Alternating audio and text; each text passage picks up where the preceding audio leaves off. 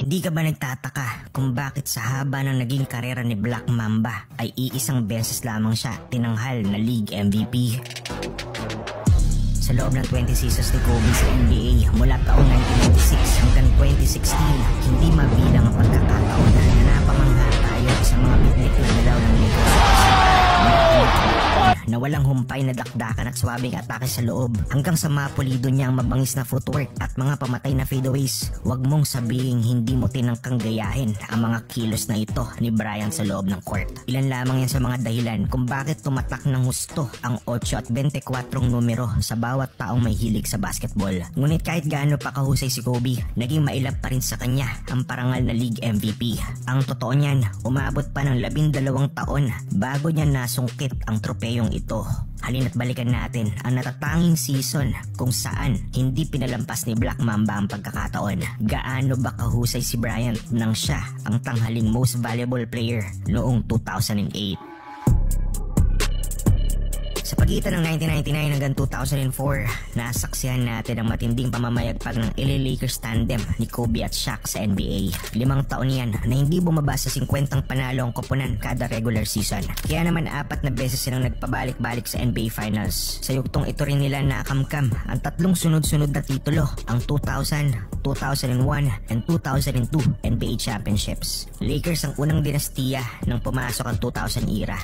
Si Shaq ang tinanghal na League MVP noong 2000, kasabay ito ng kanilang unang kampyonato. Nakuha naman ni Iverson ang 2001 League MVP, habang back-to-back MVP naman si Tim Duncan ng 2002 at 2003. At si Kevin Garnett ang nag-uwi ng tropeyo naman noong 2004. Sa madaling salita, hindi man lang nakasungkit si Kobe ng MVP award mula nang magsimula hanggang sa matapos ang paghahari ng Lakers sa liga. Kung sisilipin naman natin ang mga MVP voting ng huling 3 taon ng Lakers dynasty, lumalabas na pasok palagi sa top 5 voting si Kobe. Nga lang, malayo ang mga voting points niya sa itinanghal na opisyal na MVP.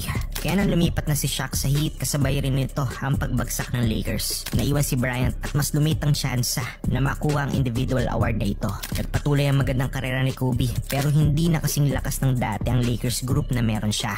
Hanggang sumapit ang 2007-2008 season. Ito na pala yung panahon na masusungkit na niya ang MVP award.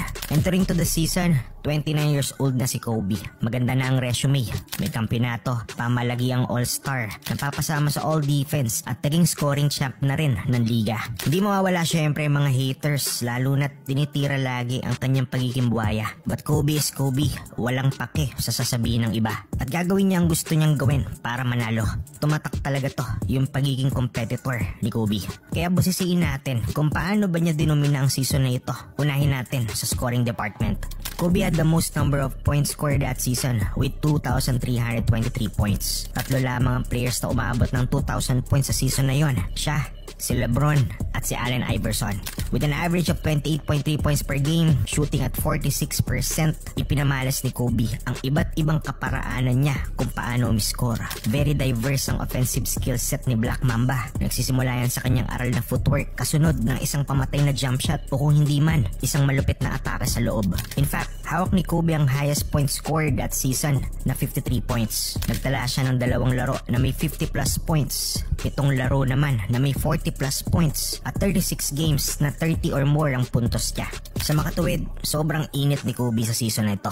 36% siya sa 3 points area, making 150 out of 415 attempts beyond the arc. Pangalawa siya kay Iverson sa may pinakamaraming free throws made at 623. Malinaw na sobrang agresibo ni Kobe sa lahat ng sulok ng basketball floor. Dahil kung versatility ang pag-uusapan, mahirap talagang pantayin si Kobe sa kanyang kaputukan. He could score from virtually anywhere, mapa mid-range or tres man yan, hindi maaaring iwanan. Hindi sapat ang pagiging solid defender, dapat gritty at feisty defender ka.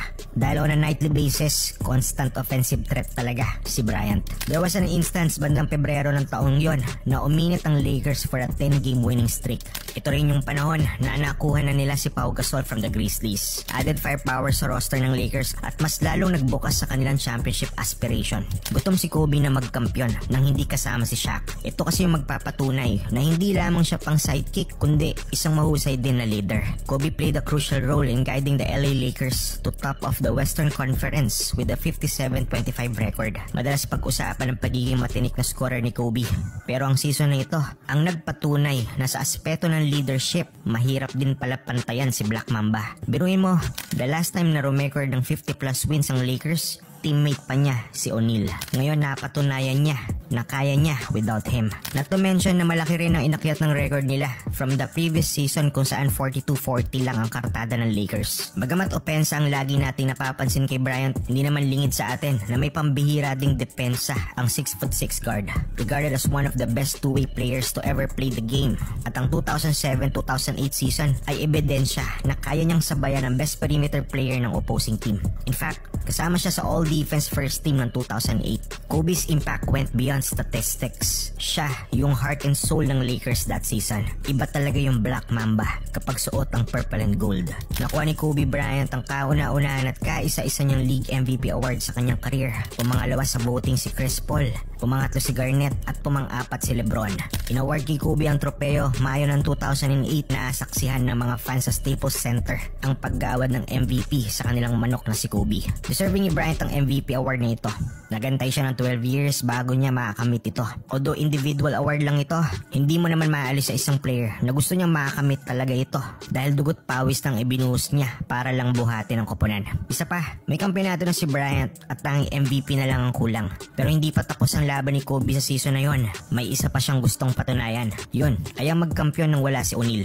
Dumaan sila sa kamay ng Denver Nuggets, Utah Jazz at San Antonio Spurs. Ngunit nang makaharap nilang may hawak na league best record na Boston Celtics sa finals, dito nasilat ang kampanya nila para sa titulo.